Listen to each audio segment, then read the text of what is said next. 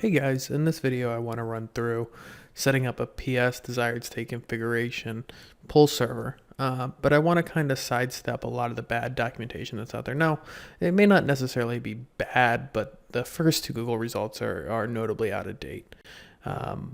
If you actually search for PowerShell DSC tutorial, both of the first two results reference the PS compliant server component. That was deprecated as of version 3.8. We are now up to version 5.1 for the XPS desired state configuration module, which is really what you use to stand up and configure your pull server.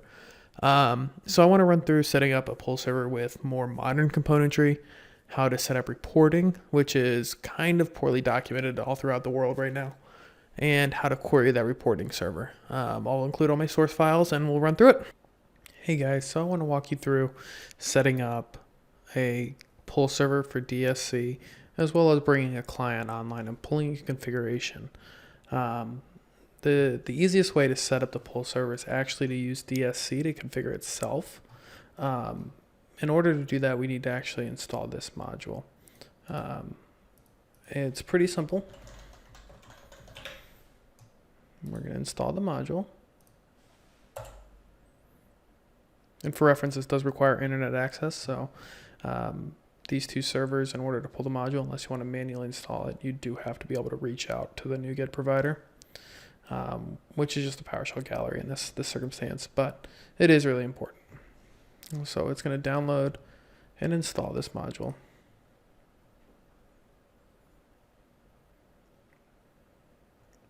And then what we're going to do is we're going to run this configuration. The syntax for DSC is not particularly challenging. It's actually rather simple. But you actually what you'll do is when you run this configuration, it's kind of like a function. You're basically loading it into memory so that you can call it later. So what we're going to do is we're going to create a directory.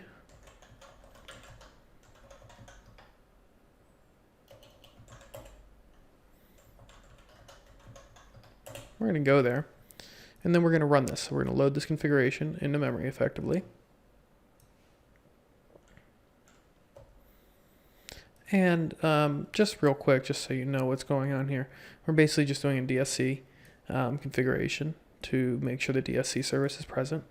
And then we're setting up a number of things for the DSC server itself. And we're also setting a registration key. So we're actually piping that in when we run this command right now. And that compiles it into a MOF file that we can run. So we're going to start DSC configuration. So we're doing it basically a local DSC job. And we're going to point it at the folder that MOF file lives in. And it's going to run and configure itself. As that runs, later on when the jobs aren't actively running, we can run this command, get DSC configuration status. It's going to fail right now. But when the DSC local configuration manager isn't actively running, you can see the status of the DSC configuration. So what this is going to do is going to run a bunch of stuff, and we'll rejoin after this configuration has successfully applied. Okay, so the DSC configuration job is actually done now. You can see. Excuse me.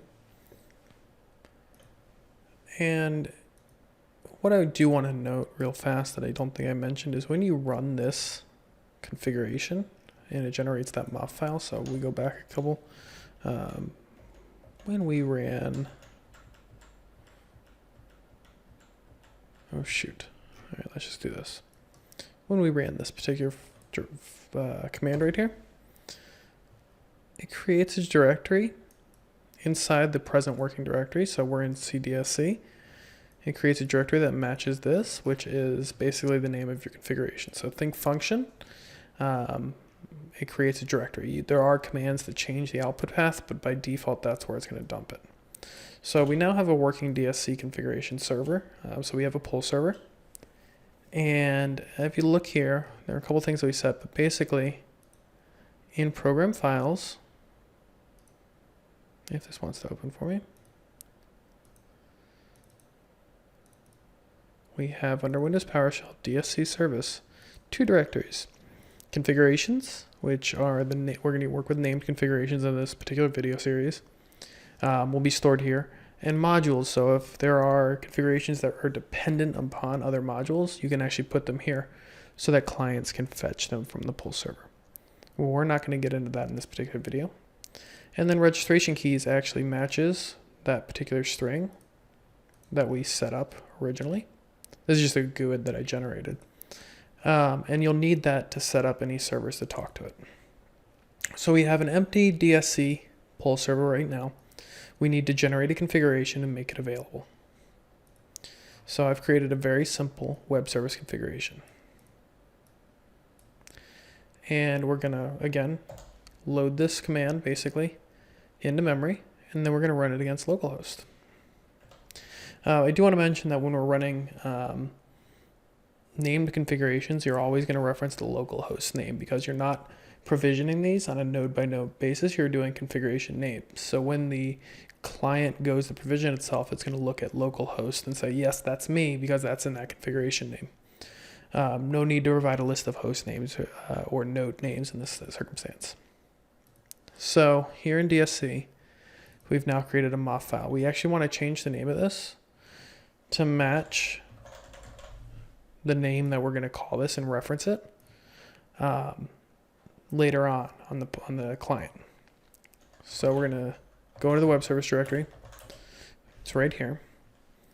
And then we're going to use a command like called new DSC checksum against that, and it's going to create a file called webservice.mof.checksum.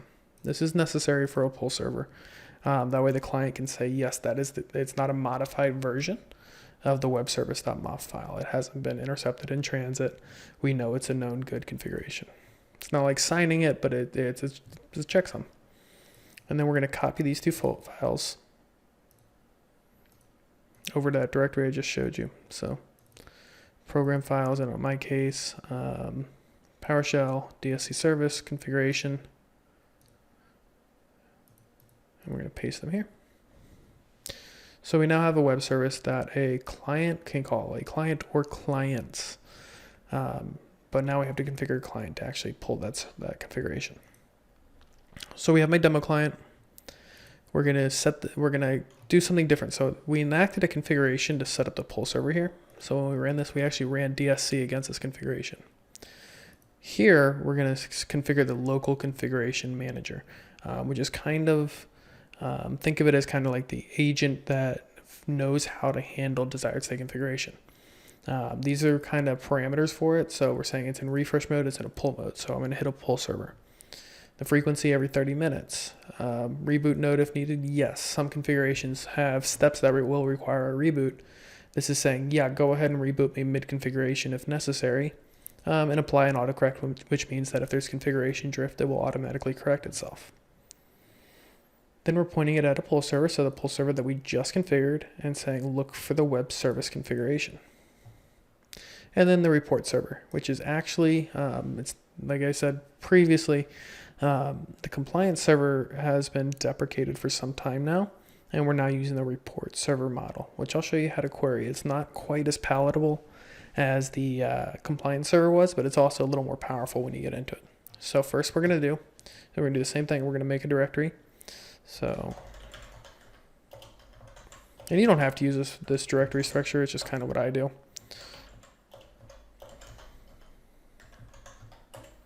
And then we're going to run this. We're going to load this LCM configuration into memory.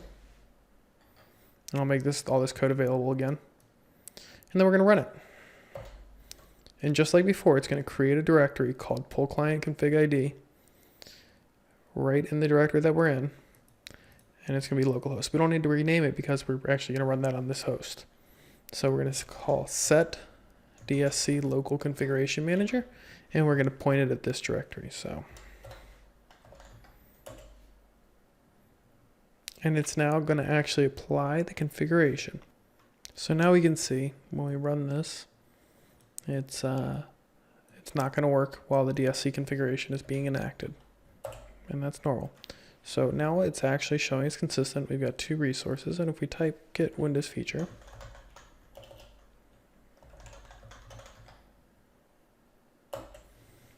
we should see .NET 4.5 and the web server installed. And what's the other name here? So web ASP.NET. There it is. And finally, we want to look at how to query the report server. So I will bounce back here in just a second and we'll go through querying the report server. All right, and finally, let's talk about querying the report server. So the report server is actually built in with a pull server component now. There's no separate configuration that needs to happen. So if we actually look at how we set up this pull server, we didn't need to do anything else. It just is. Like, it's just the DSC web service for the xPSDesiredStateConfiguration Pull Server. And then when we set up the client, we actually told it, hey, my report server is my pull server. So this is what we're going to call. What it's basically doing is providing this is the get local configuration, DSC local configuration manager, looking at the agent ID attribute, and this is the service the service URL. So if you want to see like what your DSC configuration ID looks like, this is the agent ID of this client. So this is local to this server. And it's going to invoke a web request. There's a bunch of stuff. I stole a lot of this from Microsoft's documentation. And it's going to convert it from JSON into something that's readable. So now we've got a whole bunch of information about the status of the DSC configuration. We can see that the most recent version was, or type of LCM action was a consistency check. It was successful. No reboot is required. 2 resources were checked. And then this resources in desired state.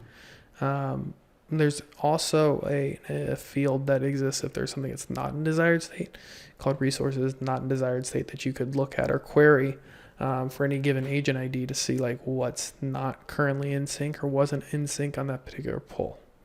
This has a little bit of information about the meta configuration, which is the LCM configuration. And yeah, you can do a lot. You can kind of delve into each of these and get a lot of information out of this. But that gives you an idea of how to query the report server and actually pull information about what's going on.